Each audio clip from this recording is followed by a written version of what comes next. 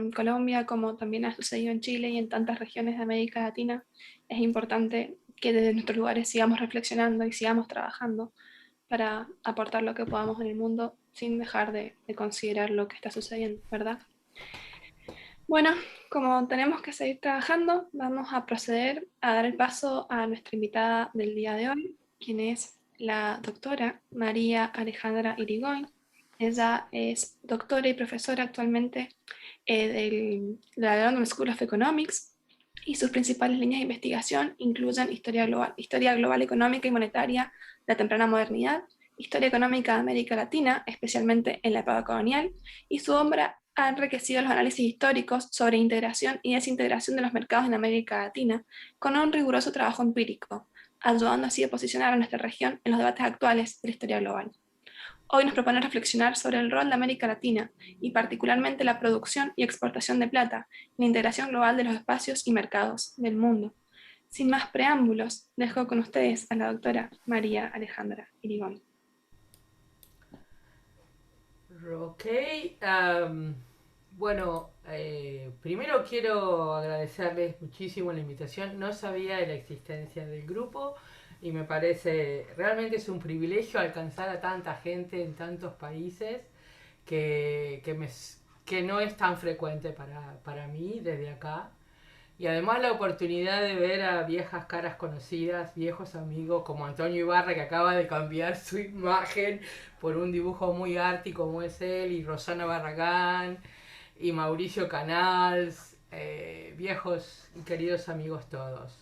Y seguramente Martín Wasserman por ahí estaba, en fin, a lo nuestro. Así que gracias por la invitación. Les propongo acá, supongo que estarán viendo ahora las pantallas, ¿sí? Michelle, es la única a la que te veo, ¿sí? Se ve bien. Ok. Y como decía Michelle, es esto una especie de... Yo hice circular un texto que lo pueden mirar, espero que tengan una aproximación a lo que voy a proponer acá. Y es en realidad un poco revisitar la historia y la historiografía económica del periodo de la premodernidad o del periodo colonial o como le llamen, en el marco de una historia comparativa global, y creo que nos puede dar oportunidad para reflexionar de qué es la historia global, sobre todo desde América Latina. La historia global, como probablemente ustedes saben, tuvo un gran impulso, casi que nació con aquel fantástico libro de Ken Pomeroy sobre la gran divergencia, donde el papel del Nuevo Mundo es bastante importante, aunque no es sobre el Nuevo Mundo, pero le sirve a Pomeranz para sostener su tesis de la contribución del Nuevo Mundo a esta diferencia, a esta divergencia en los niveles de crecimiento entre China o el sudeste de China y Europa o Gran Bretaña. Eh, lo que dice Pomeranz ahí es que el Nuevo Mundo en realidad aporta estas dos calidades que son Ghost Acreage, digamos, la posibilidad de expandir el horizonte maltusiano que tienen las economías abundantes en población y escasas en tierra, como China y Europa. Eh, y en realidad viene a contestar, digamos, argumentos que antes han estado explicados, antes y posteriormente después, han estado explicados en realidad por instituciones, por el rol del capital humano, por el papel de la tecnología o la suerte de tener o no tener carbón. Y la economía, sobre todo la historia económica desde Europa, tomó este challenge que le hizo Pomeranz para revisitar las fuentes del crecimiento económico y enfocarse básicamente en las fuentes endógenas del crecimiento económico. Con eso, digamos, América Latina o Hispanoamérica o el Nuevo Mundo salió completamente de la escena.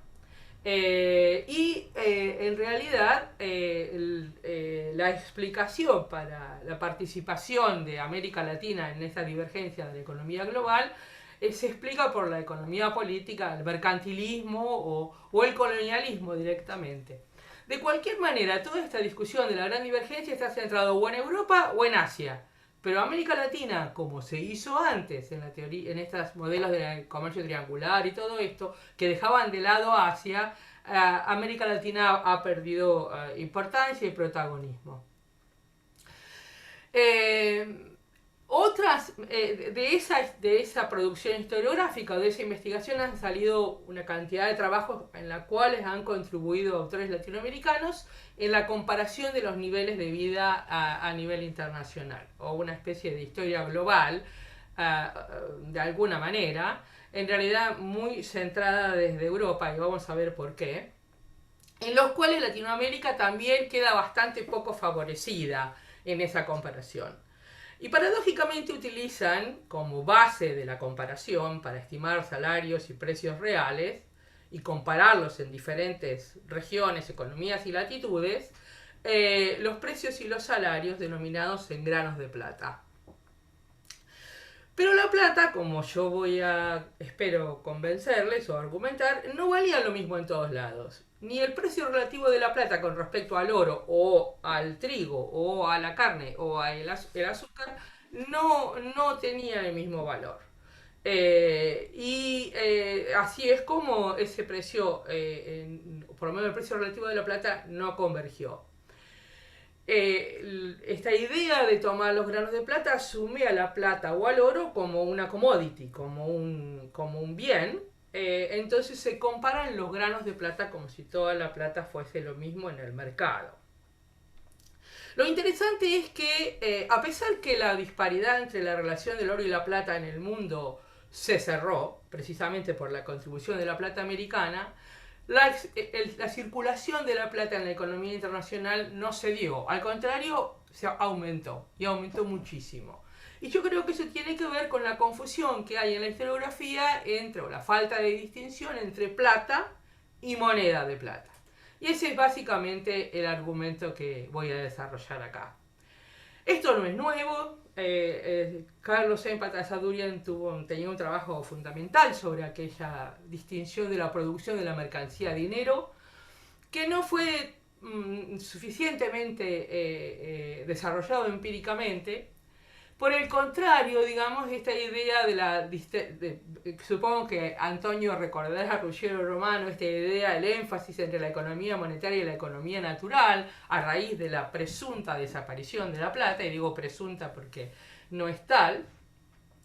El interés se volcó sobre el capital mercantil, digamos, todas las causas del atraso latinoamericano, la falta de bancos, la falta de capital financiero, la falta de industrialización, y el interés sobre la plata se enfocó básicamente en la producción de plata.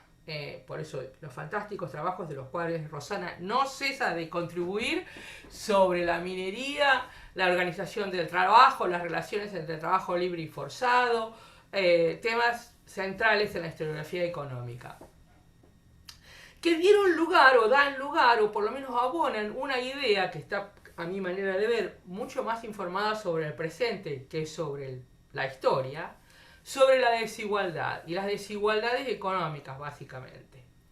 En el contexto la plata desaparecía como mercancía, en el sentido que desaparecía también de la economía colonial a raíz del comercio, y esta huida de la plata empobrecía y descapitalizaba las economías coloniales. Y esto también tiene que ver con confundir la plata con la moneda. Entonces yo quiero llamar la atención sobre la exportación de la moneda en la economía global y sobre todo rescatar y llamar la atención sobre el papel de la demanda doméstica, de la demanda americana, que por ejemplo, para citar a Antonio otra vez, él ha trabajado abundantemente sobre Guadalajara. No, este es el público menos inadvertido de la importancia de la plata americana.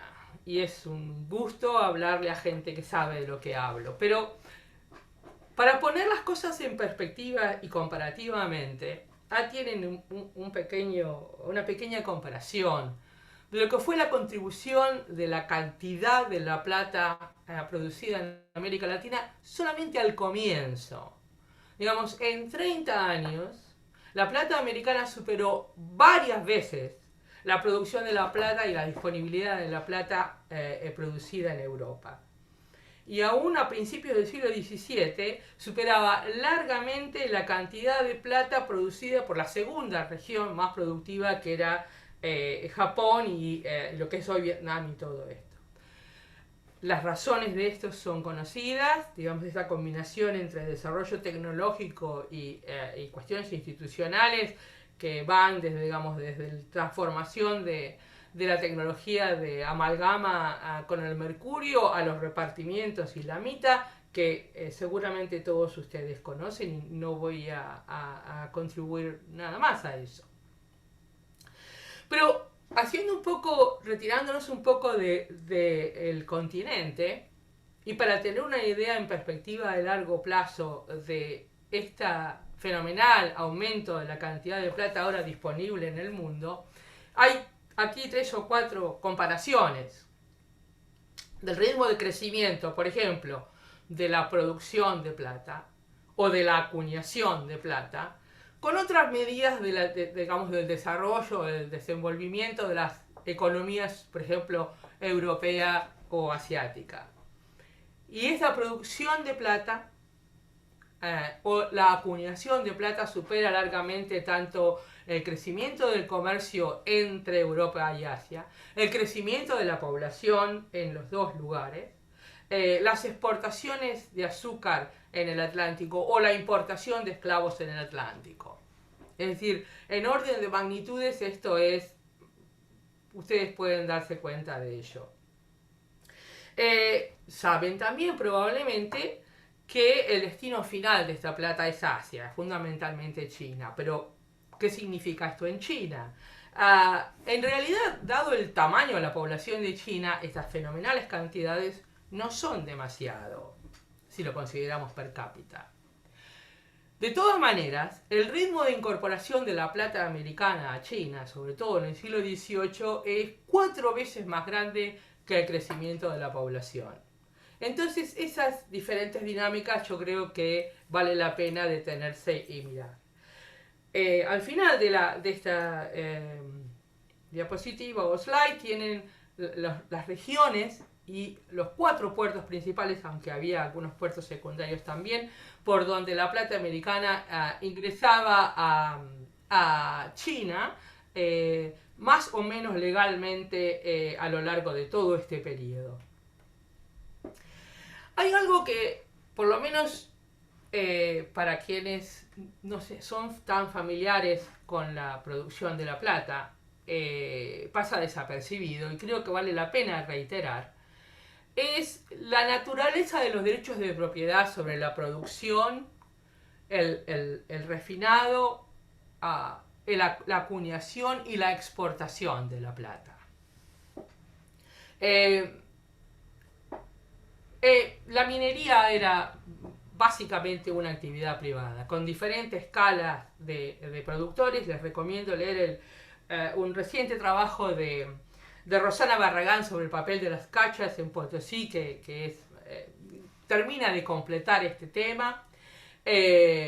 Una actividad privada que tenía un fuerte apoyo, si no directamente subsidios por parte de lo que sería el Estado colonial, tanto en la provisión de mercurio como en la disminución de los costos del trabajo, como por ejemplo la mita.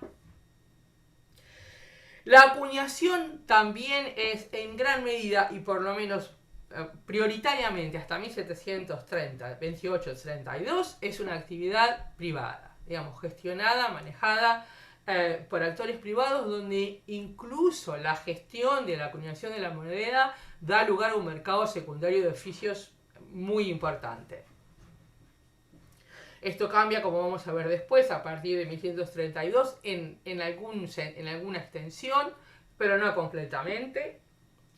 Y la exportación de la plata, y de la plata acuñada, como vamos a ver, es una actividad privada, mayoritariamente, pero en proporciones que van del 80 al 90%, por lo menos a lo largo de todo el siglo XVIII, la plata que legalmente entra a Cádiz y no es toda la plata. Como se pueden imaginar, es retorno de actividades económicas o de comercio de particulares.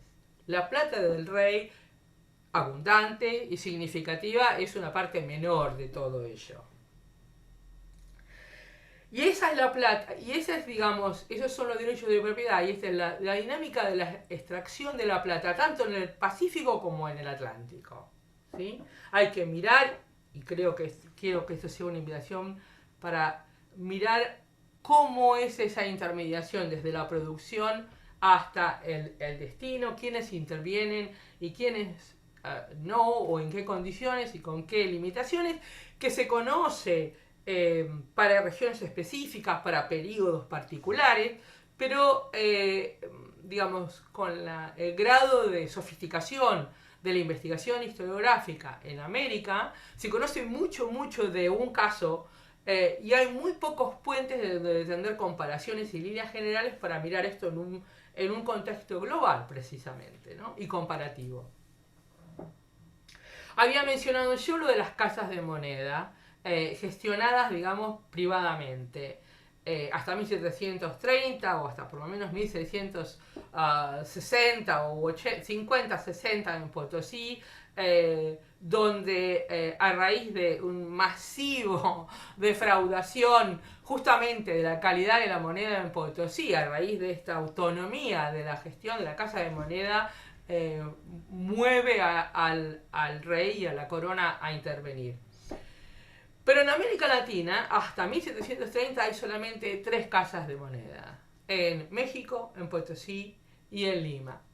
Para 1789, consistente con esta creciente apropiación de lo privado por parte de los Borbones, el número de casas de moneda aumenta a 6, con Popayán, Guatemala y Santiago, que inclusive es subcontratada privadamente en 1740, y Bogotá. Pero lo interesante es que a partir de 1810, con la fragmentación, digamos, con el colapso del orden colonial o de la gobernanza colonial, las casas de moneda se multiplican en todos lados. Aún Argentina, que no tenía prácticamente metales, tiene casas de moneda en La Rioja y en Córdoba en su momento. De esto vamos a hablar después. El papel de las casas de moneda es fundamental en la economía colonial, porque son quienes proveen el cash. Digamos, hay plata, pero lo que circula, lo que compra, lo que vale y lo que se exporta es la moneda de plata. Y ahí explica esto en gran medida la lógica y el racional de los situados, que es la transformación de la plata y la diseminación de la plata en la economía doméstica colonial. Y la plata en los situados va como retorno de bienes, de servicios, de salarios, de donaciones religiosas y privadas, y es finalmente en el puerto el principal bien de exportación. Y esto entra al comercio internacional directamente e indirectamente, no solo por el contrabando, sino por los diferentes esquemas de comercio que el propio rey concibe, generalmente a espaldas de los sectores, digamos, de quienes controlan el comercio tanto en Sevilla como en Cádiz. Esta plata es la que sale por los bienes importados y por esclavos y se intercambia de una manera muy interesante, de la cual sabemos muy poco, como son las ferias. Y además, sabemos tal vez menos qué sucede cuando llega a Europa esa plata. Hay una sucesiva intermediación con instituciones diferentes, y en esto el papel de la Iglesia, no solamente como proveedor financiero, sino como canal de distribución de ese metal, del cash, es no suficientemente entendido a mi manera de ver. Para tener una idea de la progresión, del tamaño, de las proporciones, acá están juntas, otra vez siempre valores legales, es decir, registrados, en lo que de ninguna manera pueden ser considerados como los totales, pero sí pueden ser considerados como el mínimo. en cuanto a la producción de la minería, a las exportaciones, a la introducción de plata en Europa según Morino, a la introducción de las importaciones de particulares en España solamente. Ustedes saben que lo de Morino barre un escenario mayor. Y la línea azul es la progresión de la acuñación de moneda en las 3 casas de moneda, bueno, luego 6, hasta 1804, 1805.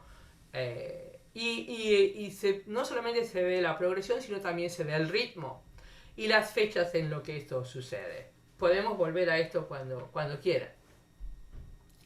Lo que yo quiero distinguir, porque me parece que ayuda a entender mejor la importancia del rol de América colonial, del nuevo mundo hispanoamericano en la economía global, es esta distinción entre mercancía y dinero.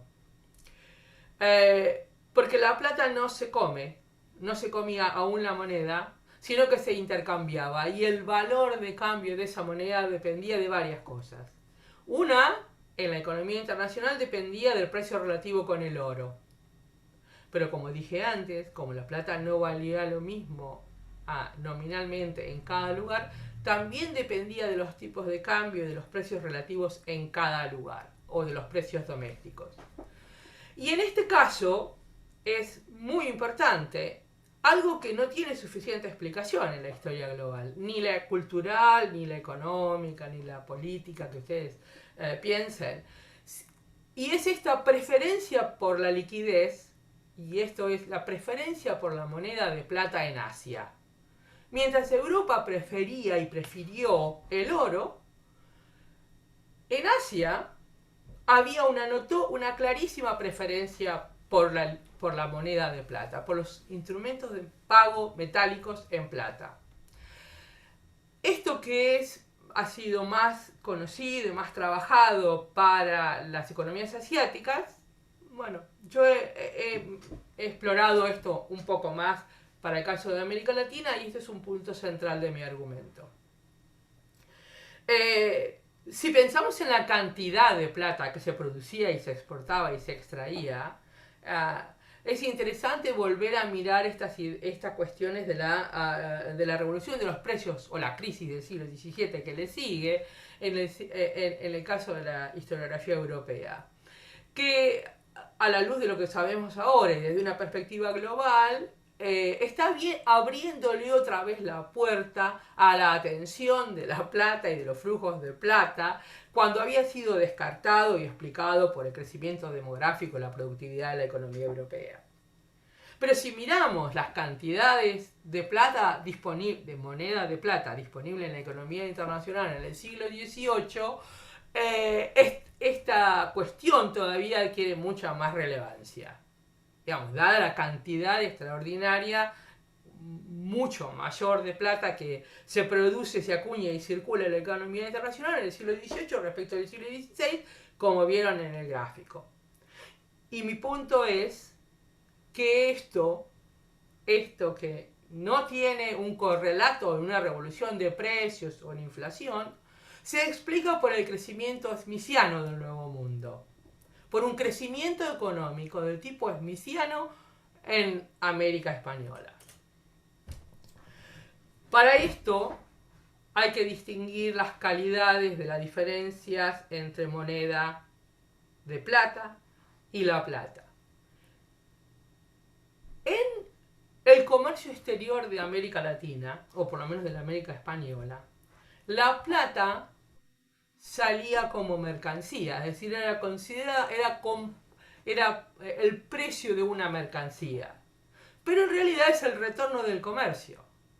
Los historiadores económicos, en mi manera de ver, latinoamericanos, han estado, probablemente por una resaca de la historia del siglo XIX y del siglo XX, más pendiente de las importaciones que del retorno de la plata. Es decir, se ha perdido de vista que por eso no había una flota, digamos, ¿no? Por eso, por eso España no tenía una factoría en Cantón. Es el resto del mundo que va a América o a Manila por la plata. es el retorno del comercio americano. Y esa plata es, como decía hoy, plata amonedada. Es plata amonedada en un 90% del metálico. Perdón, es plata amonedada y es plata amonedada de alta denominación. Son algo así como 25 gramos de plata fina. Si uno piensa en los precios y en lo que se pagaba digamos, en Acapulco, por ejemplo, por un pollo, es probablemente un mes de trabajo de un trabajador no calificado en Ámsterdam o en Inglaterra de ese mismo momento. Esa concentración de la acuñación de moneda de alta denominación tiene efectos monetarios muy particulares en América Latina. Y es esto lo que muchas veces se pierde de vista en los trabajos comparativos de niveles de vida, de estándares de niveles de vida. Los precios nominales en en Hispanoamérica, son muy altos. Ahora, tengan en cuenta que el 70% de toda la plata legalmente que se registró como producida, acuñada y extraída desde América ocurrió en los últimos 70 años del siglo XVIII. Europa en este escenario internacional intermedia esta plata y tiene su beneficio en arbitrar el precio del oro y la plata en el mundo. Por eso toma la plata americana como una mercancía. Dije antes, esta relación se vuelve equivalente, digamos, la cantidad de plata disminuye el precio relativo del oro y ese beneficio extra que existía antes desaparece hasta cierto punto. Porque no hay efectos inflacionarios, porque la plata americana que entra por Europa sigue al Báltico o al Levante y fundamentalmente y sobre todo en el siglo XVIII hacia Asia.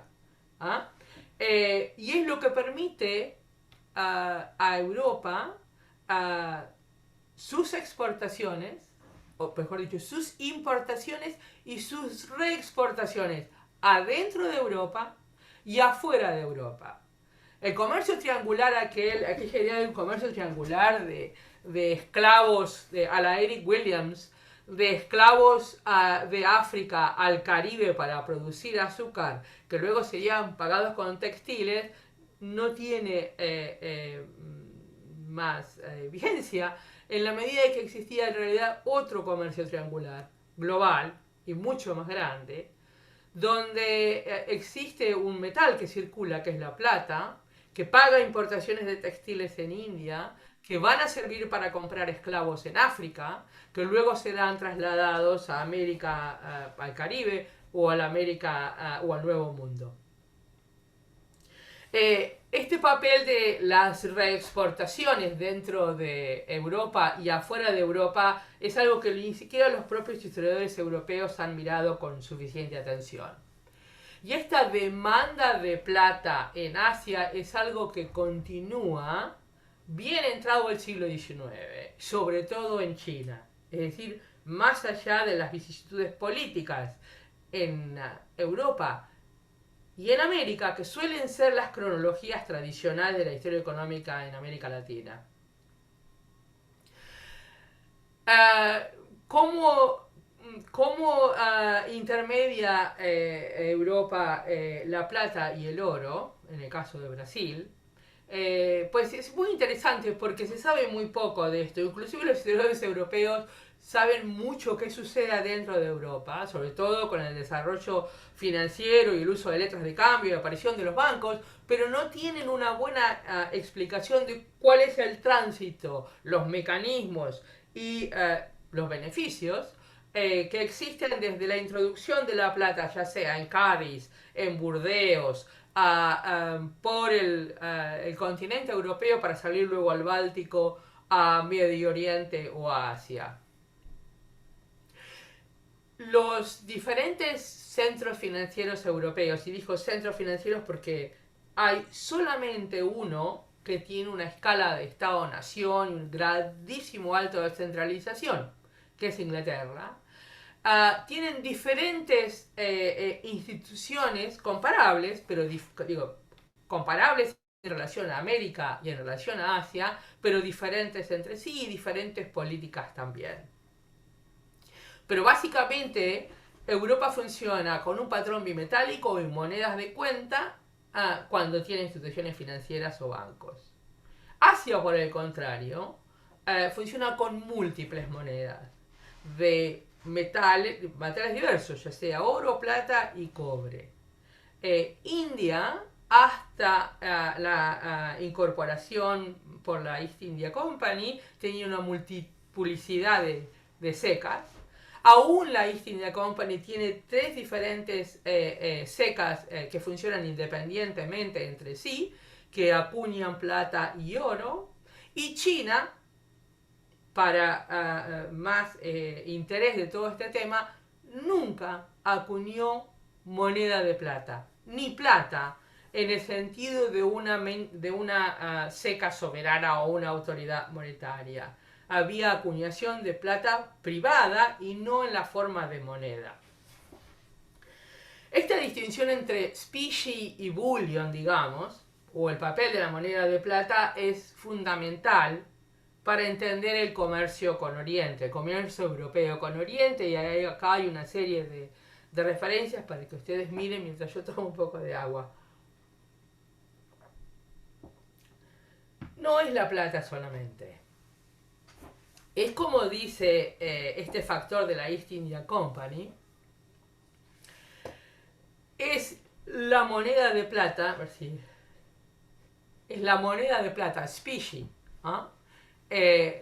lo que está en demanda en Asia, y es lo que determina los beneficios o el sentido económico de este comercio entre América, Europa y Asia.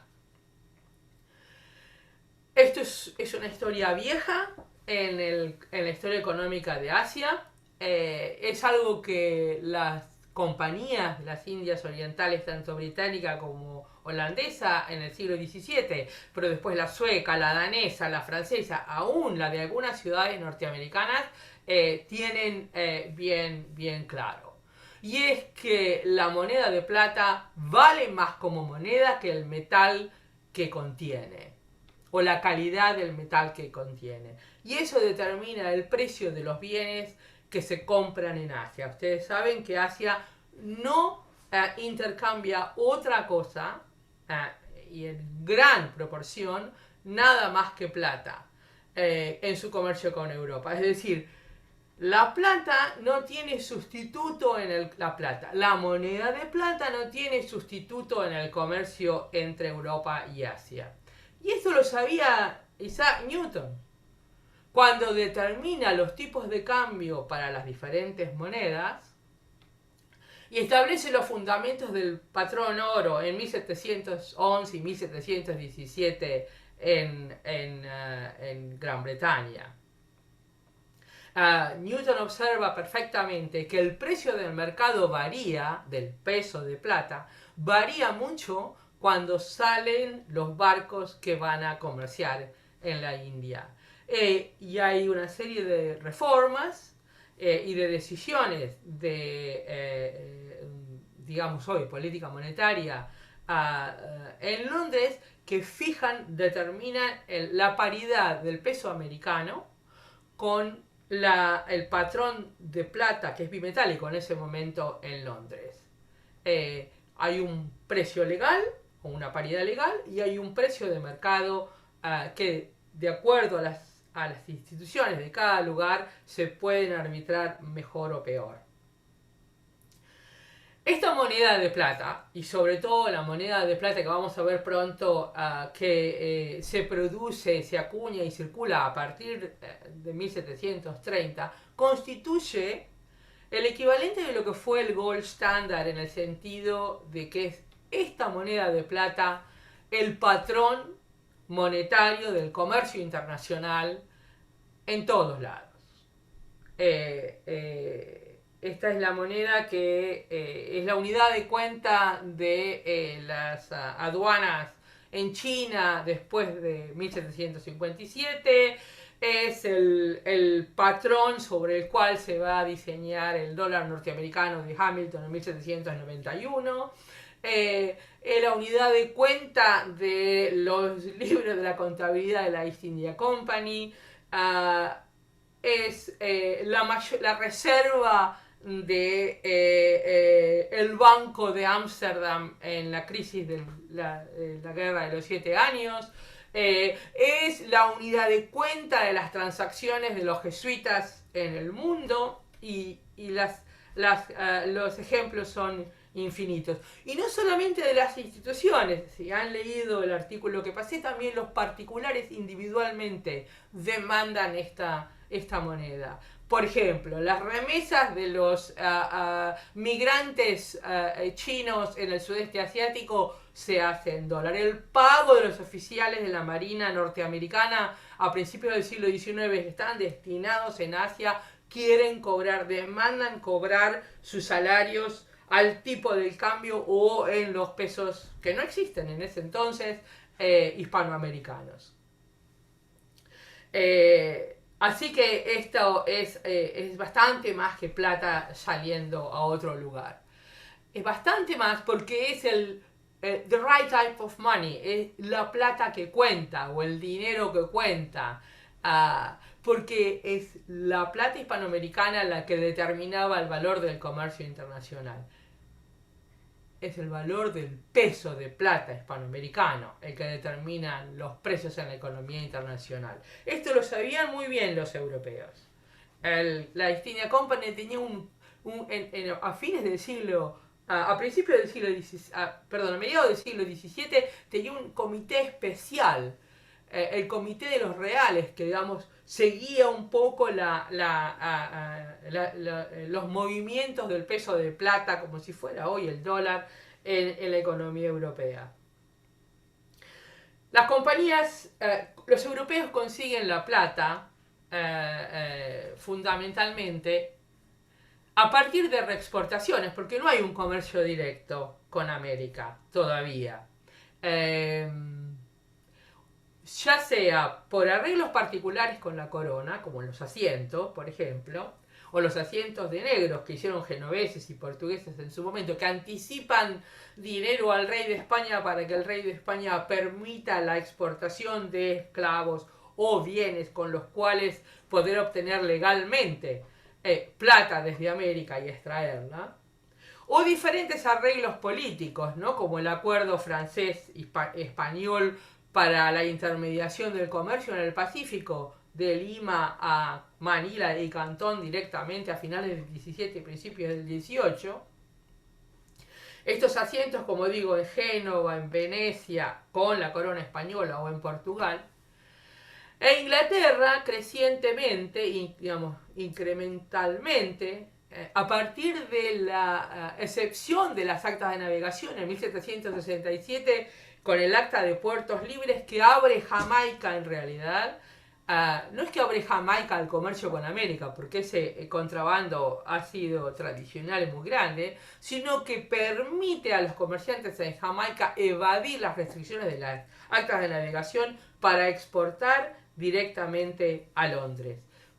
El resto es historia, ¿no? A partir de la Guerra de 7 años y el incremento del potencial naval británico y luego, digamos, el comercio de neutrales y finalmente en 1808 Inglaterra va a pasar a controlar, a intermediar el comercio hispanoamericano con el resto del mundo. Ahora, en cada de estos países la circulación del peso español en moneda o en barras luego, como decía, depende mucho de las instituciones en cada lugar. Por ejemplo, en Ámsterdam el comercio de metales es completamente libre y el comercio de pesos es perfectamente libre, pero tienen que ir al banco y están mediados por la moneda de cuenta que produce, digamos, y decide el Banco de Ámsterdam.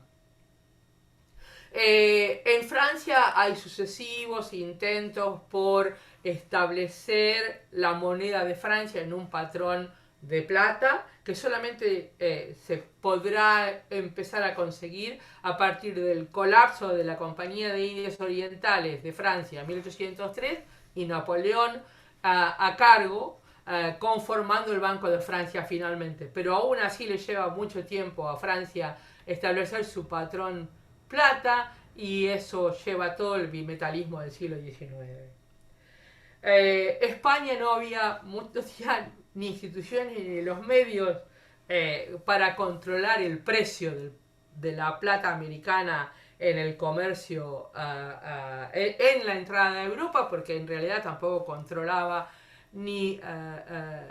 no controlaba ni dominaba la intermediación de las importaciones de plata a Europa, sino que era un lugar de tránsito básicamente. Y es así como los países que son en todo caso más eficaces o consiguen atraer los pesos hispanoamericanos a sus economías, como Ámsterdam primero, Francia temporalmente e Inglaterra finalmente en todo el siglo XVIII, se convertirán en los mayores exportadores de plata a Asia. Mientras tanto, y por 200 y tantos años, hay todos los años un barco que sale de Acapulco cargado de plata a Manila, donde los comerciantes chinos y luego hindúes e ingleses y de todos otros países convergerán sobre Manila para conseguir ese mismo bien, que es la moneda de plata, hasta por lo menos el colapso del gobierno español en México. Esto no es un ejercicio de imaginación, pero tiene muy poca suerte para conseguir evidencia empírica, o por lo menos correlacionar el comercio de importaciones europeas desde Asia con la cantidad de plata acuñada en América, porque habría que poner todas estas contabilidades juntas, y dado el relativo grado de control sobre el comercio, la intermediación y la moneda, eso es improbable, imposible. Para empezar, en España esto no hay forma de hacerlo, ni siquiera tenemos idea del volumen y el valor de las importaciones en la mayoría de los países hispanoamericanos. Poniendo solamente lo que son las exportaciones a Cantón de las cuatro potencias, a Francia, a Holanda, Inglaterra y la Danish East India Company, en el contexto de la progresión de la plata americana acuñada y producida, los dos colores de las barras, hay un cierto paralelismo. Ahora, miren las escalas para tener una verdadera dimensión. La escala de la izquierda es las exportaciones europeas, perdón, las importaciones europeas desde Cantón, y a la derecha son la exportación y la acuñación de plata. Lo que esto muestra en realidad es que hay muchísima más plata que lo que la plata puede comprar en Asia. Lo que importa, en todo caso, es el ritmo de crecimiento de cada una. Y esta relación, yo creo que está bastante relacionada o asociada. Y es plata amonedada la que se exporta a China. Y es plata amonedada lo que China demanda. Esto es una distribución o la composición de las exportaciones de plata británicas a Asia, tanto por la compañía como por particulares que van a trabajar para la compañía, poniendo sus pesos en China a cambio de letras de cambio en libras para cobrar en Londres y así remitir sus beneficios. Y se ve otra vez que no solamente es plata lo que es dominante, sino que son monedas extranjeras de plata, tanto a cargo de la compañía a cargo de particulares, sobre todo en China y secundariamente a la India. Lo mismo sucede, por ejemplo, con los pocos datos que existen sobre el galeón de Manila para este mismo periodo, que básicamente exportan pesos de plata. Y lo mismo encontramos para Francia unas décadas antes y para la Compañía de Indias Orientales Holandesas a principios del siglo XVIII. Hay un problema en este tópico, que es la sobredependencia de las fuentes europeas. Y como he mencionado, y como ha sido la literatura, basada básicamente en los registros de las compañías de Indias Orientales. Así como no tenemos ni idea de cuánto salía para el galeón, tenemos sí registros de cuánta plata exportaban los países europeos a lo largo del siglo XVIII. Y de ahí viene esta idea que para 1820 o 1820 ese comercio ha terminado.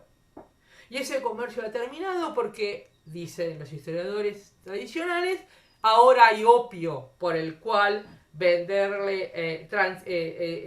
comerciar con China.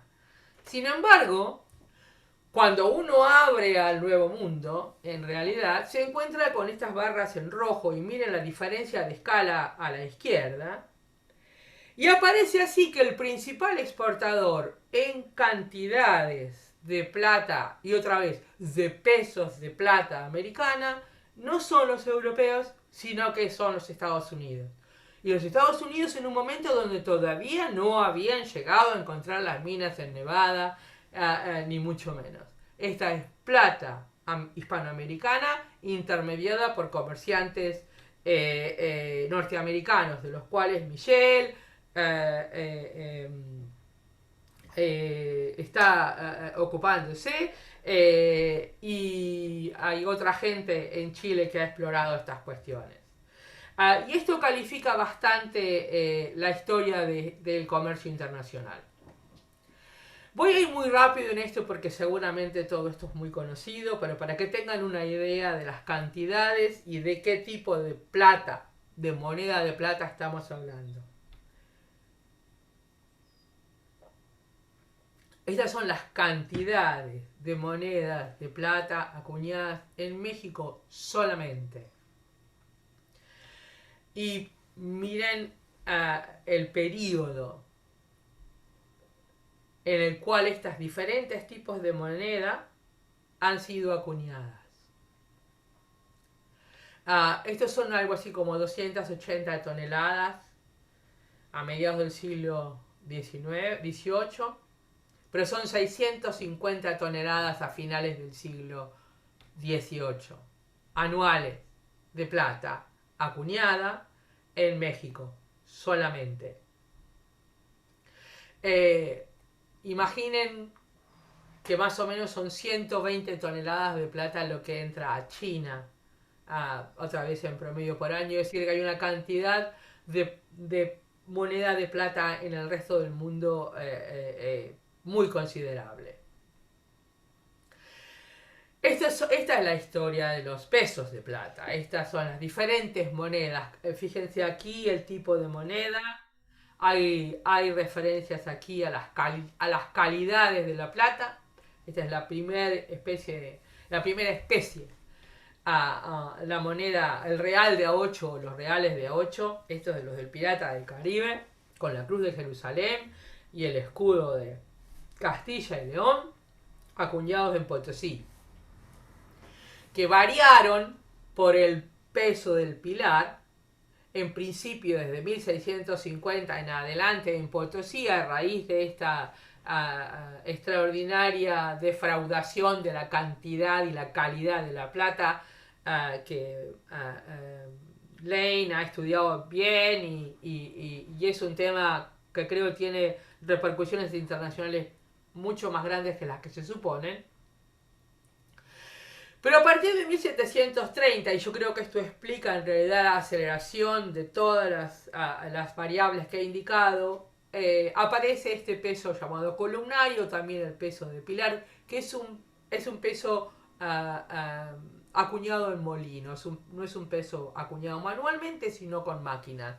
Ahí arriba tienen las características en cuanto a la calidad, el peso y el tamaño, y tiene un montón de detalles que permiten identificar el nombre de el ensayista, la denominación, el lugar de la acuñación, el año de la acuñación. Imaginen que la segunda moneda famosa en el comercio internacional es María Teresa Thaler, que siempre tiene el mismo año, 1780. En cambio aquí es posible identificar una cantidad increíble de detalles de la moneda. Y esto es fundamental. El borde floreado, como le llaman los chinos, que impide lo que antes había sido como una peste, que es la reducción de la cantidad de la plata por lo que se llama clipping, digamos, quitarle, cortarle los bordes de un peso que es hecho manualmente, no mecánico. Esto preserva la integridad de la moneda mucho más que lo que había sido hasta ahora. Esto no es una novedad, todas las monedas europeas se hacen con esta tecnología mucho antes que esta, inclusive en España también. Otra vez la diferencia es que aquí las cantidades son fenomenales. Estas son dos monedas del mismo año, pero acuñadas en dos lugares diferentes. Y es posible identificar. Esto es en México y esto es en Lima. ¿Ya? Y estos detalles son percibidos por quienes la aceptan. Estos son chops chinos que certifican la calidad de la moneda. Esto hace, a mi manera de ver, estas calidades, esta credibilidad, consistencia y abundancia, hace que la gente en el mundo se familiarice con esta moneda como hoy la gente se familiariza con el dólar.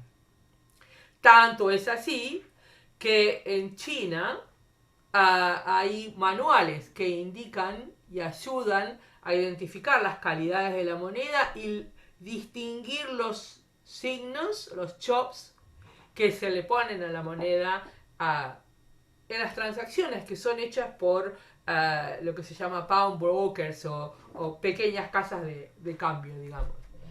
Esta es la moneda que se produce a partir de 1772, donde se acelera esta producción, acuñación y exportación de plata. Este es famoso Carolo, o como se lo llamaba en China, el Buddha Head, el Long Robe, por el atuendo que tiene Carlos III o Carlos IV, que son los dos Carlos en los cuales, el reinado de los cuales se acuña esta moneda. Y que a partir de, digamos, de 1810 va a tener una historia bastante más agitada, con la acuñación de lo que en China se llamaba el Small Robe, inicialmente con las mismas características, pero crecientemente con diferentes calidades. En el diseño, en la calidad, en el tamaño y en el contenido de plata fina. La explosión de la calidad de la moneda y la fragmentación de la unidad monetaria que fue el Imperio Español van de la mano es parte de, digamos, de las consecuencias o los efectos de la fragmentación política, territorial y económica de la independencia. En cualquier lugar donde se podría conseguir plata de cualquier calidad, aún de las iglesias, se acuñaban monedas más o menos con las mismas características de las monedas anteriores. Pero en China no tienen la misma aceptación. Michelle, ¿cómo voy de tiempo? Sería bueno, profesora, si ya pudiera ir redondeando porque ya estamos cerca de cumplir la hora de conferencia. Sí. La diferencia o la aceptabilidad o la circulación de esta moneda tiene que ver que en China no hay nada equivalente. En China hay estas que no son monedas, sino son, el equivalente sería pesos. Pesos, tael es una unidad de peso y liang es la calidad de la plata. Y esto es lo que se produce en China privadamente. Son como si fueran herraduras de plata acuñadas por particulares que tienen su identificación y que varían de tamaño y de peso y también de calidad localmente, porque esto no es acuñado centralmente, sino es acuñado por particulares. Y son en realidad más que monedas, son reservas de valor, porque son de pesos diferentes, pero bastante grandes, y utilizados generalmente para pagos de impuestos, digamos, de tasas al imperio, al emperador, perdón, no al imperio, que no son divisibles, que no se pueden fraccionar, y que son utilizados para remesas, digamos, para transacciones muy grandes. Lo cual, digamos, trae unos problemas de costos de transacción en la economía y de dificultades para liquidez, para conseguir liquidez muy significativos, que justamente la moneda española viene a solucionar. Esta es la ventaja que tiene el peso español o el peso hispanoamericano en América. Hay otras monedas que circulan, pero circulan a descuento vis a vis la moneda hispanoamericana.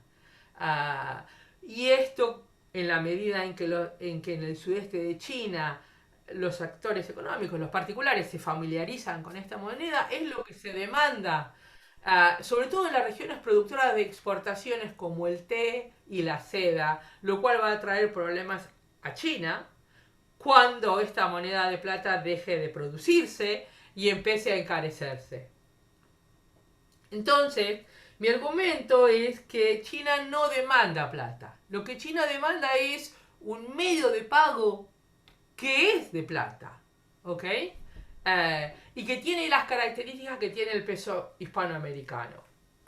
Y yo creo que esa diferencia en tomar a la moneda de plata diferente de la plata como commodity vale la pena detenerse por varias razones.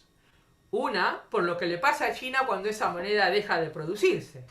Porque esa moneda no se acuña más con esas características desde más o menos 1804, 1808, 1811, depende de los lugares. Y por el contrario, es reemplazada por cualquier otra cosa. Eso eso importa muchos problemas a China. Sobre todo a las regiones productoras de las exportaciones tradicionales que demandan ese peso en retorno. Y está explicado en otros lugares.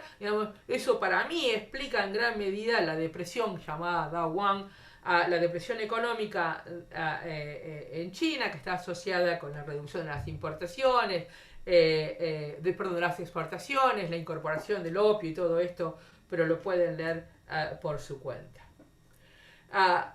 Esto es un problema para China, porque esta moneda, que es la que se demanda y es cada vez más escasa y cada vez vale más dentro de China, es a su vez, digamos, si quieren, como destruida para confirmar la calidad por estas diferentes intervenciones de estos chops en la integridad de la moneda y estos manuales que distinguen las marcas que se le hacen.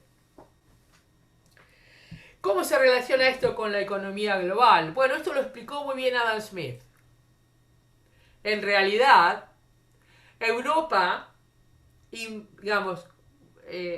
invierte, así le llaman inclusive la East India Company, exporta mucho metálico o moneda a Asia, pero la reexportación de esas importaciones, dice Adam Smith, trae de vuelta más oro y más plata que esa primera inversión llevó. Hay un arbitraje no solamente de la plata en China, sino de los bienes asiáticos en Europa y el resto del mundo que dejan un beneficio para Europa. Y es algo que Adam Smith observa, no solamente una ventaja general, sino que aumenta, bueno, los placeres o los beneficios y también su industria. Y es por esto que no hay inflación, porque hay un creciente mercado en América, dice Adam Smith, que no solamente mantuvo el valor de la plata en los mercados internacionales o los mercados en Europa, sino que a su vez lo hizo hasta más, aumentó su poder adquisitivo por este crecimiento extensivo, smithiano, del mercado o de la economía en América. Piensen que América y la América española era autosuficiente en alimentos y en alimentos de alta calidad.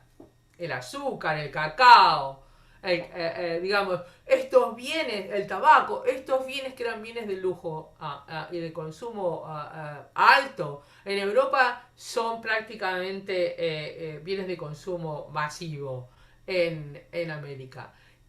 América no necesita importar alimentos, que es lo que necesita importar, por otro lado, los países europeos que están especializándose. Dada la disponibilidad de tierra por población, la expansión continua de esta economía europeizada en el territorio, que no es más que la repercusión de la demanda de China, estas altísimas tasas de urbanización que no tienen correlato en la productividad de la economía y que sin embargo se explican por el alto poder adquisitivo de la plata en el comercio internacional, es una ventaja para algunas cosas y una desventaja enorme para otras, porque no hay ningún estímulo para la producción de manufacturas locales, que dada la estructura de la intermediación y la estructura institucional de esta economía, digamos, beneficia a los intermediarios y a estas instituciones que tienen el rent-seeking, pero que relaciona, cuando uno se retira, digamos, a escala global, relaciona la demanda de la plata en China con la expansión de la economía española o europea en América. Y entonces uno se pregunta qué pasa cuando eso cesa, y cesa de alguna manera accidental. Bueno, yo creo que eso por lo menos explica buena parte de lo que pasa en la economía global hasta la revolución industrial, si quieren. Hay un crecimiento de la economía global, un crecimiento smithiano que no tiene que ver ni con la tecnología, ni con las instituciones, o no únicamente, o con la disponibilidad de carbón, ni ninguna superioridad en particular, sino por este papel que tiene Europa como intermediario en América y en Asia, y la reexportación adentro. Desde lino de Polonia, o hoy Polonia, Silesia, a América, como de plata americana a Cantón, que le permite a Europa, no hay ninguna intención de acumular metálicos o plata, sino de reexportarlo y sustituir importaciones. Por eso esta idea de la mecanización como consecuencia, que permite unos retornos fiscales a los estados europeos muy significativos, fundamentalmente poniendo impuestos al comercio exterior, y le permite a Europa verdaderamente aumentar la elasticidad de la oferta, tanto de la oferta como la demanda, que su capacidad productiva le permitía.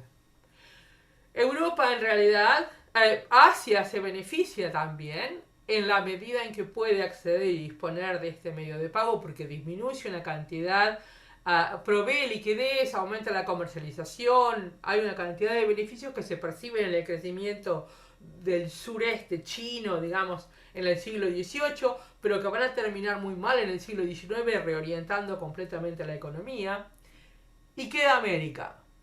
Y es aquí donde quiero yo invitarlos a revisar lo que sabemos de la historia económica de América Latina. No solamente del periodo colonial, también del siglo XIX, donde prestamos muy poca atención al consumo privado y a la demanda doméstica, y a algo que Senpa Trasadurian hace mucho tiempo había dicho, no estoy diciendo nada nuevo, a la articulación o a la organización de esta economía colonial, pero una economía colonial que es una economía que es el motor de la economía global, donde hay desigualdades tremendas, pero son desigualdades económicas, y que están en gran medida determinadas por la posición de la intermediación de este comercio internacional, tanto en la estructura del comercio en un lugar como en las regiones que conforman el imperio. Ah, el papel del Estado no es para nada trivial porque es un Estado que está completamente asociado y dependiente de este comercio y la Iglesia es la otra pata.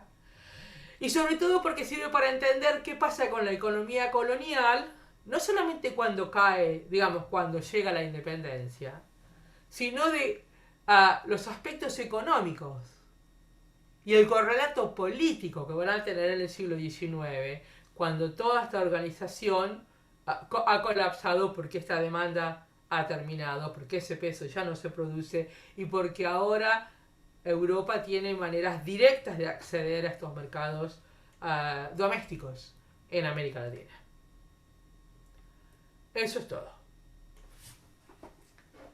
Muchísimas gracias, doctora Irigoyen, por su conferencia. Ha sido realmente sumamente interesante escucharla. Y Gracias. ahora voy a proceder a dar la palabra a nuestro moderador, quien es José Sobarzo. Les recuerdo a todos que está abierta la posibilidad de presentar preguntas y podemos aprovechar esta oportunidad para hacerle las preguntas que siempre hemos tenido a la doctora Irigoyen. Así que bueno, José va a hacer un breve comentario y luego va a moderar las preguntas. Así que el público que esté interesado puede mandar sus preguntas por chat. Así podemos avanzar con la segunda parte de esta conferencia. José. Bueno, muy bien. Muchas gracias, Michelle. Primero, muchas gracias a los organizadores por la posibilidad de realizar este comentario y a la doctora, obviamente, Irigoyen por su exposición que nos deja pensando y aprendiendo sobre cosas nuevas y cosas que ya conocemos. Me parece, en vista del texto que envió y de la ponencia que acaba de finalizar, el eje de lo que está presentando la doctora tiene que ver con presentar esta idea de en la modernidad temprana, en la primera globalización, el papel de América como proveedora de moneda de cambio mundial, la plata monedada que permitió la conformación de un mercado mundial, en los términos que lo plantea la doctora Irigoyen. El texto también nos explica sobre el beneficio de la intermediación europea en el comercio mundial. Y aquí me gustaría realizar tres comentarios, tres agrupaciones de comentarios en relación con, en primer lugar, recuerdo la frase de un viejo historiador francés, D'Hermigny, que señalaba como China es la tumba de la plata americana. Y a partir de eso, hay como varias cuestiones que pueden surgir. Nosotros no hacemos historia contrafáctica, pero la idea sería, y para entender por ahí la importancia de la plata amonedada americana, ¿qué iba a ofrecer como cambio Europa para comprar productos asiáticos y de la India? A cambio, ¿no? Si no hubiese tenido esta plata amonedada americana. Justamente en lo que presentó recientemente la doctora, muestra la importancia de la plata moneda como moneda, obviamente. No querían lingotes, señala la economía china, sino que tenía una necesidad, lo expresa ella, una necesidad de un medio de pago fiable. Al llegar a este punto, lo que me pregunto, y le pregunto a la doctora, por el desconocimiento que uno tiene sobre cómo era la economía china, solo lo utilizaban a esta moneda como medio para abovedarlo, digamos, como reserva de valor, o, digamos, eso de alguna forma interactuaba con otro tipo de comercio que nosotros desconocemos. No sé, pienso en la compra en África de esclavos o cómo resultaba ese intercambio. Porque resulta raro que solamente sea como una tumba que quedó allí, digamos, la plata americana y no siguió circulando. Usted lo nombró y me hizo recordar a lo que plantea Flynn y Giraldes, que ante un auge demográfico en el siglo XVII, el Estado chino comenzó a requerir que se paguen los impuestos en moneda, en peso de A8 español.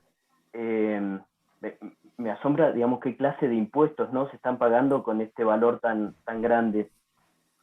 Y vuelvo sobre esta idea para finalizar con esta parte sobre la China. no acuñan moneda, y eso es muy sorprendente, ¿no? Y lo reflejó la doctora recién. El segundo punto de su texto y que me quiero referir tiene que ver con la producción en América de la plata monedada. Es muy sugerente su planteo sobre que hay una coacción mínima o una coacción no tan fuerte como siempre pensamos sobre los trabajadores mineros, que hay muchos asalariados trabajando luego de un primer momento tal vez de un trabajo más forzado. Y ella señala que un trabajador de Potosí ganaba lo mismo que un trabajador calificado de Londres en una misma época, como para hacer una comparación en relación con los niveles de vida. Pero ahí me surge una duda y pensar en lo que podemos denominar de alguna manera con los costos de vida en América, porque estos trabajadores tenían que acudir al mercado para, digamos, comprar sus camisas, las distintas telas, hacían la vestimenta, los zapatos. Estamos pensando que estos asalariados participaban activamente del mercado, digamos, todos de alguna forma estaban comprando mercadería que venía con precios muy inflados desde Europa. Entonces, si estamos pensando en estos niveles en donde están ganando mucho, pero también están gastando mucho para vestirse a la europea, ¿no? En algunos puntos. A mí siempre también en relación con este punto me gusta mucho una pregunta que hace mi maestro Fernando Humar con respecto a qué pasa si comparamos los niveles de explotación al mismo tiempo de los trabajadores de Potosí con los trabajadores de las minas de Almadén, de mercurio en España. En esta comparación, ¿quién saldría beneficiado, entre comillas, ¿no? Estamos hablando de trabajo muy fuerte y es como una idea de comparación adicional. Y con respecto, para terminar con este punto de lo de América, usted señala el 90% de los envíos eran privados. Y me resulta preguntar qué colonia más rara, ¿no? Es la americana, porque tenemos estos grandes mercaderes de la Nueva España, del Perú, que se benefician enormemente de este comercio, lo vemos la riqueza en lo que quedó en las ciudades del periodo, y tenemos súbditos americanos que no son tan explotados, sino que son, digamos, tienen niveles de vida casi como un trabajador calificado de Londres. Entonces me pregunto qué colonia, ¿no? Si hay en ese momento. Y por último, con respecto al eje del Pacífico, que un poco desarrolló más en la exposición que en el trabajo, supongo por cuestiones editoriales que tenía que resumir algún tipo de ideas, pero en el último tiempo, y ya con una corriente que proviene de Antonio Bernal, Carmen Yuste, Martínez Yo, en el último tiempo Mariano Bonialian, están trabajando muy fuerte esta conexión, ¿no? Que es un escape de plata que habitualmente no se tiene tan en cuenta, porque está por fuera del eje europeo, porque ellos llaman el eje del Pacífico, particularmente Bonialian y Hausberger, esta idea de Lima, Acapulco y Filipinas, como un eje muy importante de escape de moneda y de comercialización que no va por los canales habituales de Europa. Quería preguntarle con respecto a eso, ¿cómo lo ve usted, si fue tan así un importantísimo flujo de plata monedada que se va por ese camino? Recuerdo estadísticas, Carmen Yuste señala 33 toneladas por año mediante el galeón de Manila. Bueno, eso sería todo lo que tengo para realizar en un primer momento. Me gustaría, por favor, doctora, si pudiera de alguna forma abordar, si le parece, alguno de las temáticas que le mencioné, y posteriormente quedo a la espera de las preguntas para continuar interactuando con usted. Muchas gracias. Muchas gracias.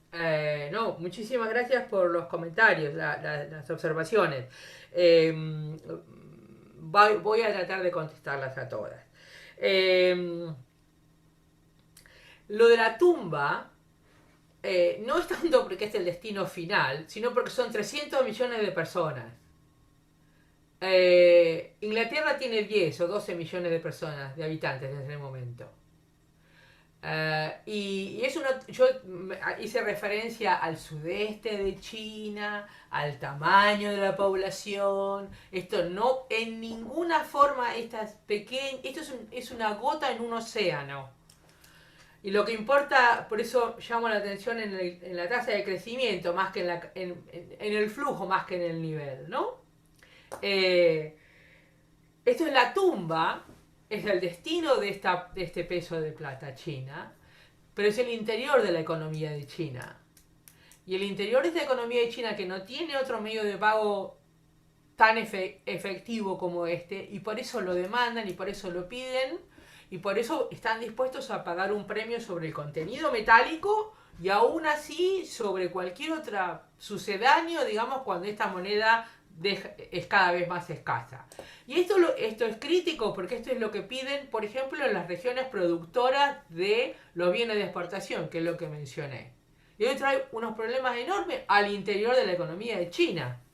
Y hay que ver cómo se organiza el comercio exterior en China. Y la producción de bienes exportables y la intermediación de esos bienes que se producen en el interior, en el sur del río Amarillo y no en las costas, ¿no? La idea que esto tiene que ver, esta vieja idea de Giraldes y Flynn, que tiene que ver con la demanda de plata por el imperio, perdón, el emperador, el tesoro imperial, no tiene ninguna relación, esto está estudiado, pero además son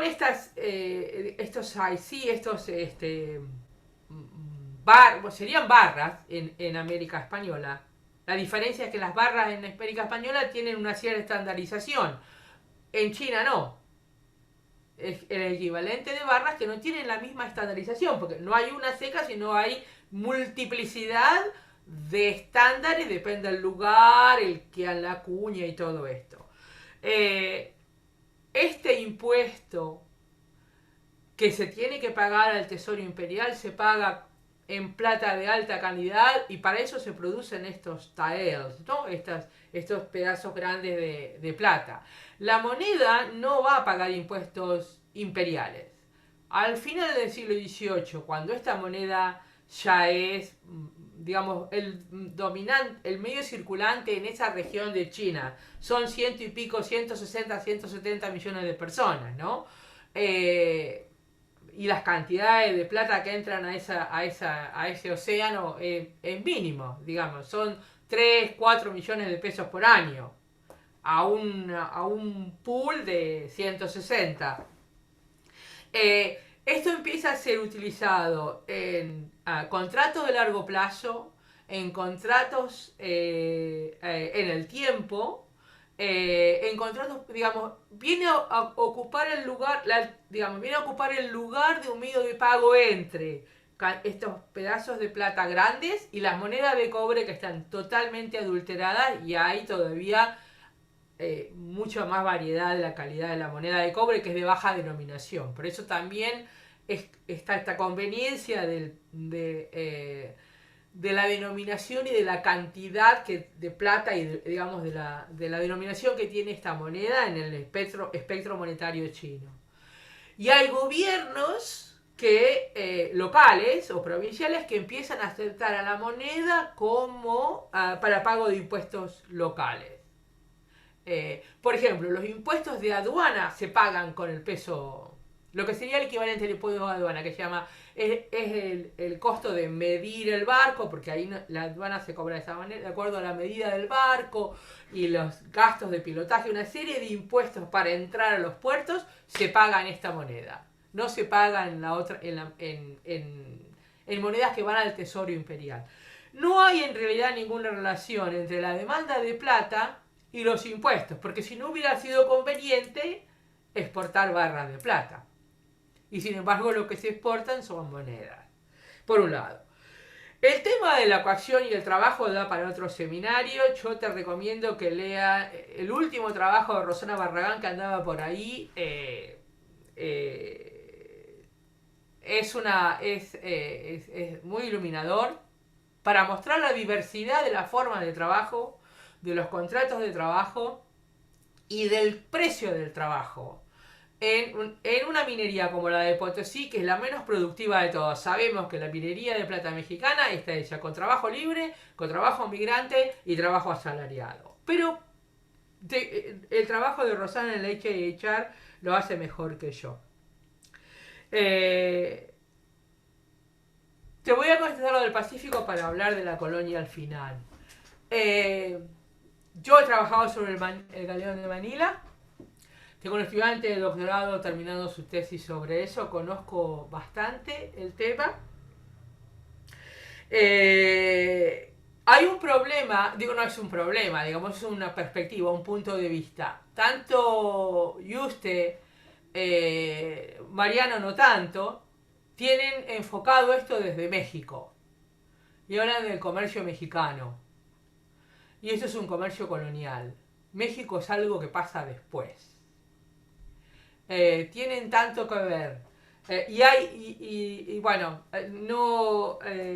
pronto saldrá la disertación de mi estudiante y yo creo que va a iluminar algunos cuantos aspectos que no están considerados en esos trabajos que han sido pioneros, que son muy importantes, pero creo que tienen un problema de perspectiva, están probablemente demasiado centrados desde México. Por ejemplo, centrado desde México y centrado en una idea de que este comercio, el driver de este comercio son las importaciones asiáticas.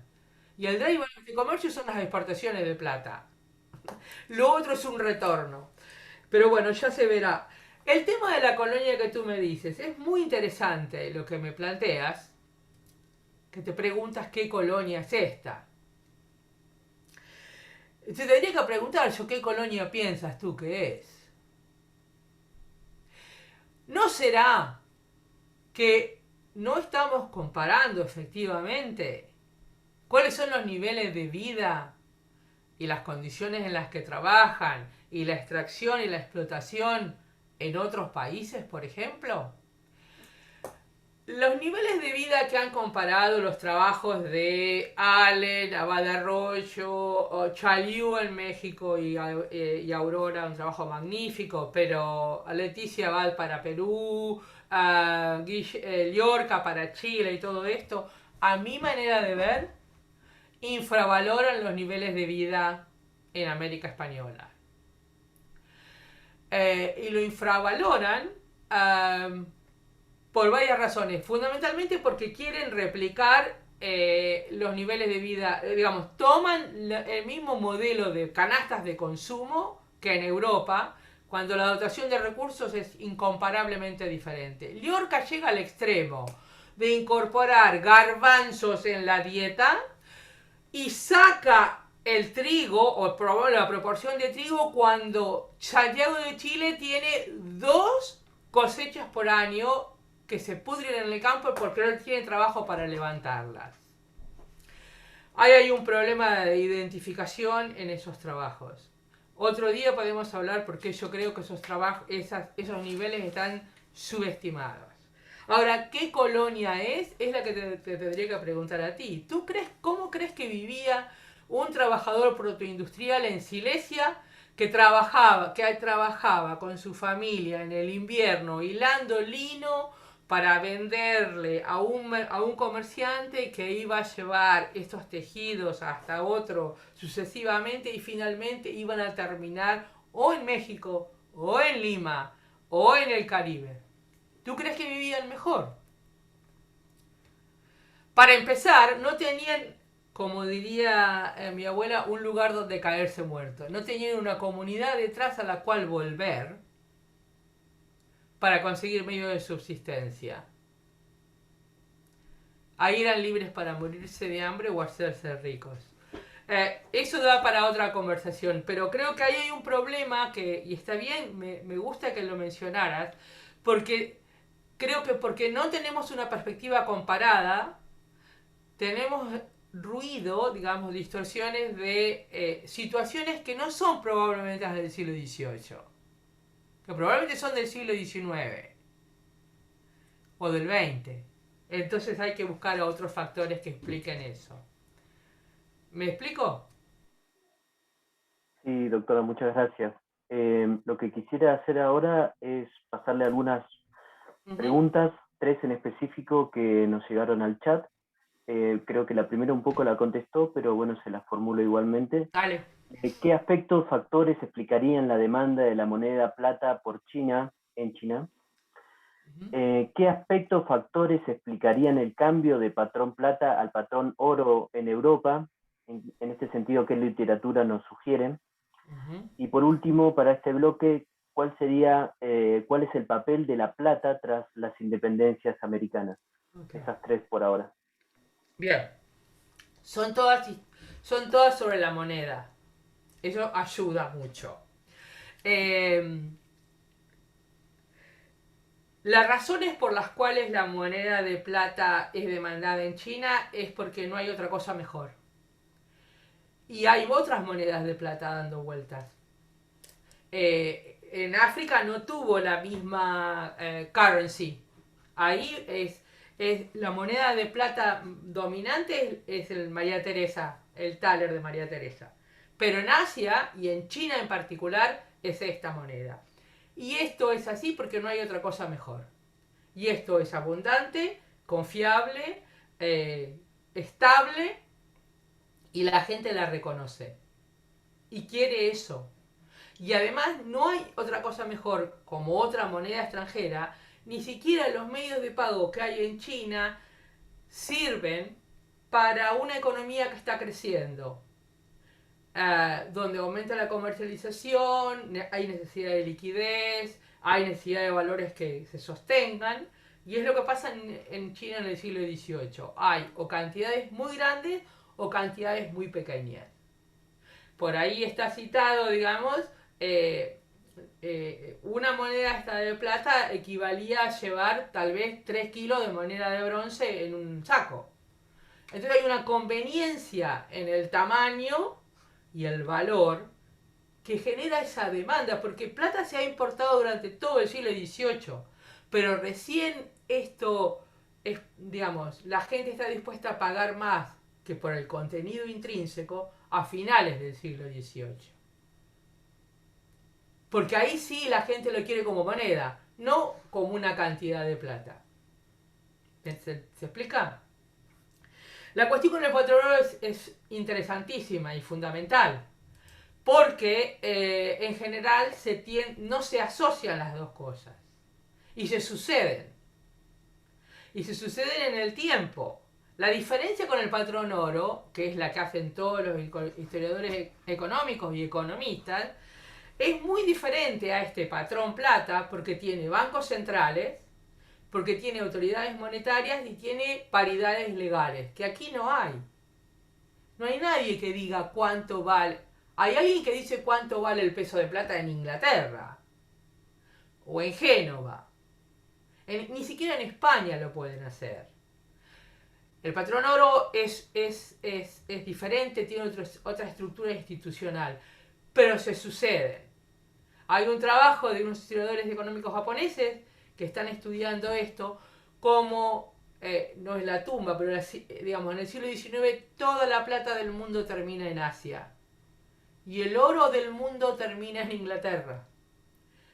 Y es Asia, en gran medida, la que circula, hace esta distribución de los metales. Y otra vez hay una preferencia por la plata que explica, en este caso, cómo Inglaterra consigue este comercio triangular que le importa más de China que lo que exporta, y la balanza la compensa la India exportando plata a China. Y hay todo un manejo que ya había hecho la East India Company en realidad en este periodo donde la moneda de plata empieza a escasear y empiezan a intervenir mecanismos financieros para arbitrar tipos de cambio.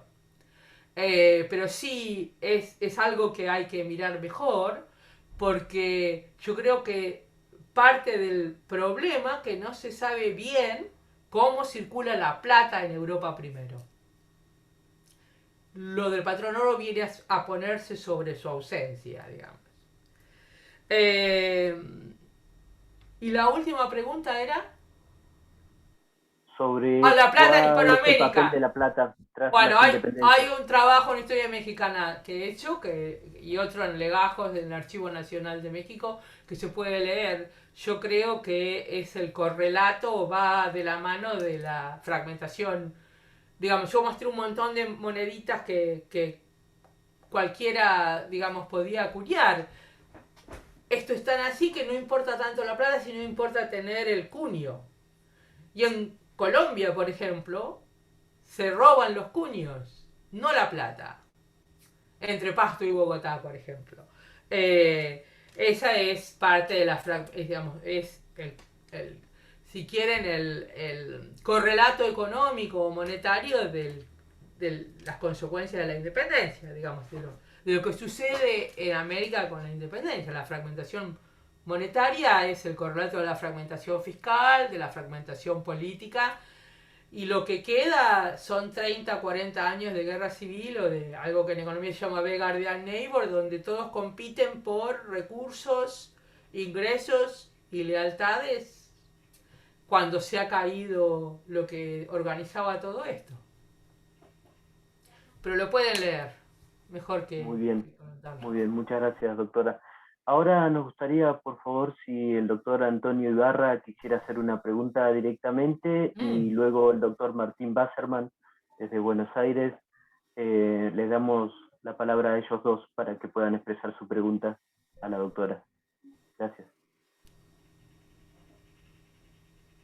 Tu micrófono, Antonio.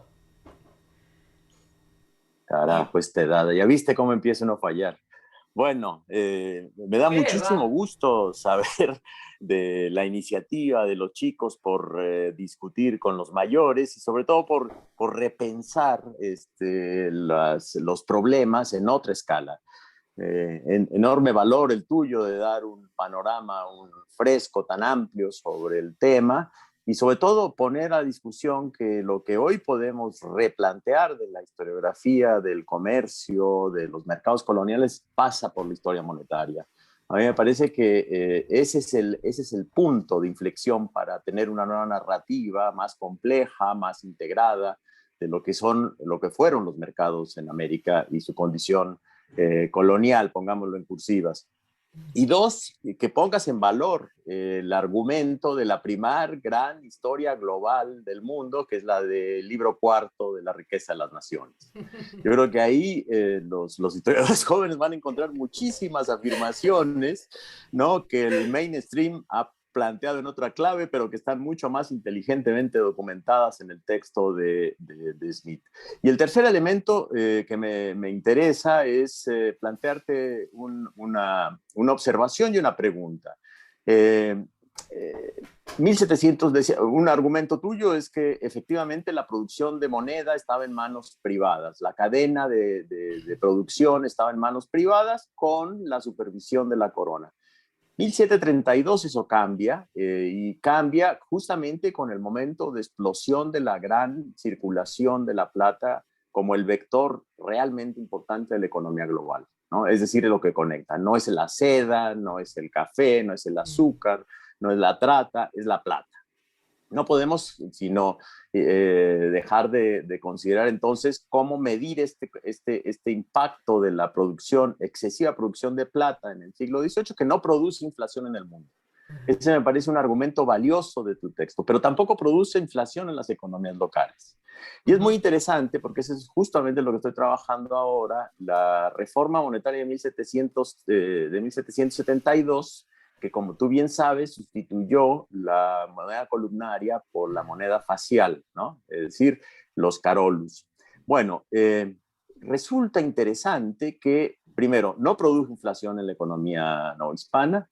Segundo, salvo los dos primeros años, la retención, la captura de moneda, que a partir de entonces, digamos, va a ser muy importante para la corona como estrategia de ahorro y de refinanciamiento de su política de deuda, que no la vi en tu argumento, va a enfrentarse a un grave problema. El público no devuelve la moneda columnaria. Sí. y no la devuelve porque el mercado está en Asia. El Estado quiere ganar capturando la moneda columnaria, porque entre la moneda columnaria y la moneda facial, como tú bien sabes, hay una disminución de 2 gramos de plata fina. El precio legal sigue siendo el mismo, pero la plata fina disminuye. Entonces, hay digamos, un truco monetario de la corona para refinanciarse que el público, y especialmente en Oriente, no se engaña. Y en América, la gente decide retener esa plata y reexportarla. Ahí hay un problema. ¿Cómo podemos advertir la salida efectiva de plata columnaria que no recoge la corona en Nueva España, sino que aparece misteriosamente en Asia? Porque la columnaria siguió circulando en Asia. Segunda, eso explicaría, en tu opinión, el flujo, ¿no?, ininterrumpido de plata columnaria y la vigencia de la plata columnaria en Asia hasta muy entrado el siglo XIX. Dos, eh, lo que nos mostraste sobre la demanda, mejor dicho, las exportaciones de plata desde Europa, el factoraje me parece fundamental. Esto es lo que creo que es la explicación esencial de tu argumento que recuperaríamos. Tenemos que repensarla para el caso de América, pero la conexión con la India. Hoy día ya creo que estamos en un ciclo de crítica del sinocentrismo, ¿no? Y después de 20 años de Pomeranz ya podemos corregir el argumento, ¿no es cierto? Que es lo que has hecho y me parece magnífico porque nos abre un nuevo capítulo para entender la economía global. Y ahí está la India.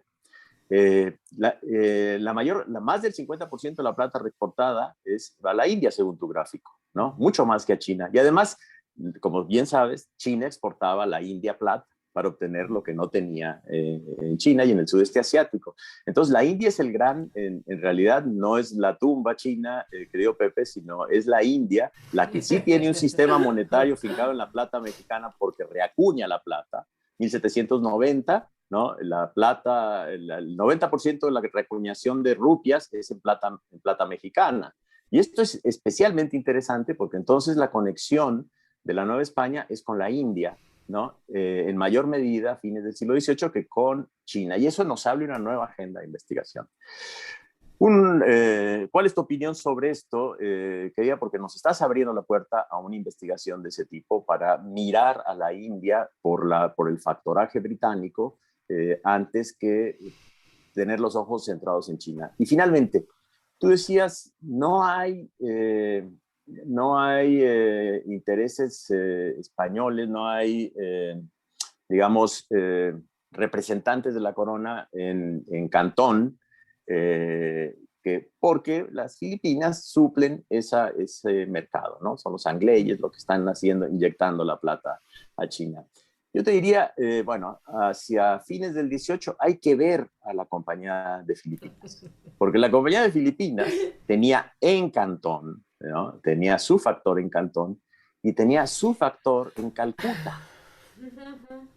Y están unificando intereses con las compañías de las Indias Orientales, ¿no? Entonces, hay yo creo que una convergencia ahí de intereses a fines del 18. Finalmente, la concurrencia de negocio, el negocio de amonedar de la corona y el negocio de la exportación de la moneda antigua por parte de particulares fortalece todavía más tu argumento de las esferas de integración, ¿no?, de los mercados y de la circulación de la plata, que la hacen el poderoso vector que integra estos mercados. Vaya, creo que tu fresco, ¿no?, nos da la posibilidad, y a muchos de los que están investigando, que están iniciando investigaciones puntuales, de pensar la economía global desde una perspectiva local, ¿no? Y es ahí donde yo creo que podemos cambiar la narrativa del comercio, de los espacios tradicionales, de las rutas convencionales y tener una visión de la historia comparada global, ¿no?, de la posibilidad de reinsertar las narrativas locales americanas. Bueno, te felicito, extraordinariamente esclarecedor el argumento, espero que sigamos discutiendo en el futuro. Un abrazo. Gracias. Profesora, José, disculpe. sí.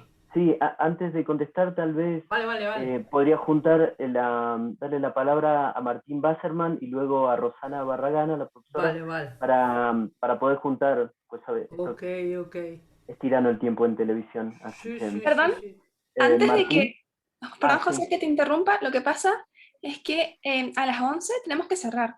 Entonces le vamos a pedir muy encarecidamente, tanto a Martín como a Rosana, que presenten sus palabras, sus preguntas de la manera más sintáctica posible para que la profesora Irigoyen tenga unos minutos para cerrar, porque a las 11 tenemos que cerrar, porque tenemos unos momentos para conversar sobre la situación que está pasando en Colombia con la violación de derechos humanos. Entonces, por eso es muy importante que tratemos de respetar el cronograma. ¿Sí? Eso, disculpen. Ok. Martín, Gracias, ¿dónde gracias estás? y gracias Alejandra por esta exposición tan fantástica. Siempre nos ofrece tu trabajo claves de interpretación que tratamos de capitalizar de algún modo u otro. Dos cuestiones, preguntas, consultas que por el tiempo que disponemos no sé si va a ser posible saldar, pero el Big Problem of Small Change en América Latina tuvo entre algunas de sus muchas expresiones una eclosión de cuentas corrientes en los, podríamos llamar los dispositivos que garantizaban el consumo local en las ciudades, que eran las tiendas y las pulperías, ¿no? Ujú. Ahí se evidencia quizás que la circulación de moneda doble que canalizaba el situado no llegaba a permear esa escala o ese nivel del consumo. Incluso en el caso de las tropas de guarnición, que eran las destinatarias, también se pone en evidencia la articulación de esas prácticas de crédito. Y aquí nos muestra que la moneda de plata en escala de consumo local, por lo menos, corría más como unidad de cuenta que como medio de pago. Y mi pregunta, que la dejo abierta en todo caso, es cómo podríamos estimar la incidencia que este fenómeno tuvo en términos agregados sobre la demanda doméstica americana de plata. La segunda, y en términos más globales, desde el momento en que hay una cesura, un divorcio constitutivo entre la relación fino-feble y el valor nominal de la pieza monetaria, una distinción que existe estructuralmente, que está sancionada legalmente, pero que suele visibilizarse en situaciones críticas, algunas las mencionaste, como la crisis de las Rochunas en 1648, o incluso otros decretos como los del 1728, 1772, 1786, incluso con el cordoncillo incorporado. Y considerando que el chequeo de la calidad implicaba un costo de transacción que seguramente no todos los actores económicos podían afrontar en tiempo y forma, podría sugerirse que la admisión de esa pieza monetaria de plata, allí cuando su obtención no fuese impuesta por la obligación tributaria, su admisión quizás respondía en los hechos al crédito detentado por la Hacienda Real. Y que por lo tanto hay un componente fiduciario inmanente, incluso en las piezas metálicas, ¿no? Cuyo grano, el grano de plata quizás no pareciera en última instancia determinar el valor por el que se las admitía. Entonces, si tuviésemos en consideración estos criterios analíticos, ¿qué indicador podría llegar a servirnos para correlacionar el crédito que la Hacienda Real detenta en cada plaza mercantil con el precio por el que se admite su moneda? En fin, vuelvo a agradecer el espacio a los organizadores y a las organizadoras y a Alejandra Irigoyen por ofrecernos estas palabras tan estimulantes como de costumbre. Muy bien, gracias Martín. Doctora Barragán, quisiera hacer la pregunta para luego que la doctora cierre. Muchas gracias. Sí, bueno, yo quisiera agradecer a los organizadores y voy a ser bastante puntual. Mil gracias, Alejandra, tanto por el artículo, pero también por esta tan densa presentación que nos has dado mucho más para pensar. Yo creo que no se puede todavía digerir rápidamente. Yo quisiera simplemente resaltar como un comentario que a mí personalmente me parece muy importante el hecho de que hayas empezado con Pomeranz y con su libro, porque de alguna manera es paradójico que en el momento en que se hace historia global, América se haya difuminado de ese escenario y haya desaparecido prácticamente de esa historia global, ¿no? El propio Pomeranz, y en algún momento en uno de los trabajos yo lo tenía en una cita, decía básicamente que la plata no era importante para Europa, incluso dice que hay un balance neto de 3 gramos de plata alrededor de 1600, y que, bueno, no es importante y que por lo tanto no hay que considerar, digamos, el rol de la plata en el crecimiento europeo. Tú señalas, sin embargo, a partir, digamos, tanto de tu artículo como de tu exposición, que en realidad eh, la plata ha sido fundamental justamente para el comercio, o sea, no se quedaba en Europa, sino que iba a todo lado y lo que te retornaba era mucho mayor. Entonces, me parece que ahí le has dado la vuelta y le estás dando una respuesta y estás interviniendo en este debate justamente sobre el rol de América y La Plata en el crecimiento también y en el desarrollo europeo, que hasta ahorita está centrado entre Asia y Europa y la divergencia y América desaparece. Entonces, me parece muy importante desde esa perspectiva tu planteamiento. También decía, sin embargo, de que lo que no se sabe bien es cómo circulaba la plata en Europa. Y ahí quería remitirte a un trabajo muy interesante de Els Jacobs, que ha hecho un estudio sobre la compañía oriental holandesa, la VOC, y que muestra Ajá.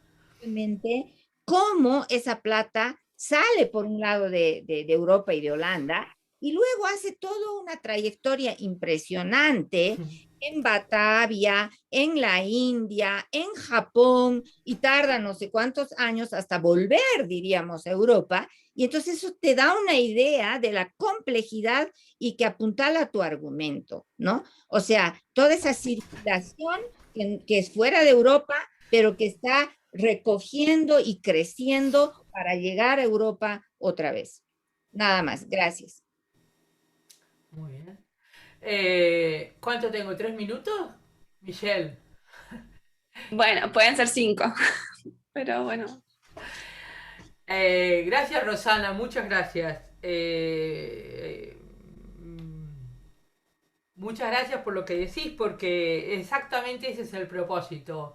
Eh, digamos, en esta discusión de la gran divergencia, América Latina ha desaparecido y así como Asia no estaba presente en lo que era lo del mundo atlántico, y eso ha sido un problema. Lo que yo quisiera es poner todas estas cosas juntas y me parece que la moneda no es la plata, porque eso es lo que no entendió Pómenas. Esto, si uno piensa en la plata como la moneda y no como otra commodity, es inevitable, digamos, es muy difícil no incorporar esto, ¿no? Cuando me refería, América Latina. Cuando me refería a lo de que no se conoce lo suficiente, es cómo circula dentro de Europa, en el sentido de cuando llega a España, o cuando llega a cualquier otro lugar, cómo finalmente va a parar a Ámsterdam, cómo finalmente va a parar a Londres, cómo finalmente va a parar a Burdeos. Pero te voy a pedir la referencia del artículo, el libro que me dices, que no sé si te entendí bien. Pero Rosana, yo espero que vengas por aquí, espero verte pronto para seguir hablando de esto. Muy rápidamente, las respuestas para no dejar a la gente sin contestar. Antonio, no hay inflación en el siglo XVIII, en el 1732 en adelante, por la expansión extensiva de la economía europea en América. Durante un tiempo, digamos, eso hace también que en el recoinage, en la reacuñación que se hace cuando en 1772, digamos, quieren poner el carolo, la gente no devuelve la plata que tiene en circulación porque no hay suficiente. Nunca ha habido suficiente circulación de metálico. En gran medida, y esto es para contestarle a Martín, por la alta denominación del 90% de la moneda que se acuñaban. Ahora, finalmente, no es tan, digamos, eso lleva más tiempo, hay un lag en el tiempo en que estas monedas terminan en Asia, y finalmente el carolo y la moneda con la cara va a tener más valor, va a ser más apreciada que la columnaria en China mismo. Esto no es tanto del 1790, sino es a partir de 1820 o así, pero eso podemos discutirlo. El problema con la India India tiene un papel muy importante, pero es posterior, digamos, y es cuando India estandariza su acuñación de moneda, y eso es a partir de 1835.